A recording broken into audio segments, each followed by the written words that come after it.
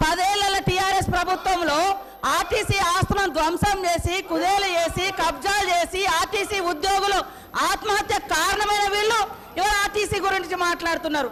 అదే కాకుండా పేదవాళ్ళు ఎక్కేది ఆర్టీసీ బస్సులు. అలాంటి బస్సుల రేట్లు పెంచి ఇవాళ ఆడవాళ్ళు బస్సులలో వస్తే తట్టుకోలేకపోతున్నారు. నేను ఒకటే సూటిగా అడుగుతున్నా, ఆర్టీసీ ఫ్రీ బస్ పెట్టొద్దా?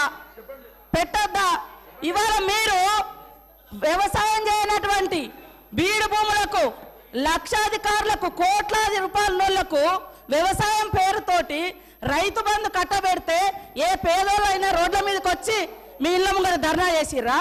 ఈరోజు ఆటోలను ముందు పెట్టి మీ అధికారం రావాలని ఎప్పుడు మీరు సెంటిమెంట్లను వాడుకొని ఒకరిని ముందు పెడతారు, ఆ తర్వాత మీరు వెనక నుంచి వస్తారు. ఇది మీ నైజం. గతంలో కూడా అగ్గిపుల్లలు దొరకక డ్రామాలు చేస్తే పాపం వేరే పిల్లలు ఆత్మహత్య చేసుకున్నారు.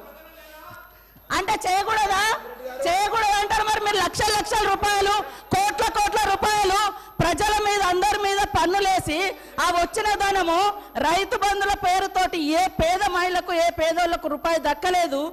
కానీ మీరు మాత్రము లక్షలు ఎత్తుకున్నప్పుడు ఏ పేదోళ్ళన్న రోడ్ల మీదకి వచ్చి మాకెందుకు ఇవ్వలేదని అడిగించేటట్టుగా మేము రెచ్చగొట్టినామా?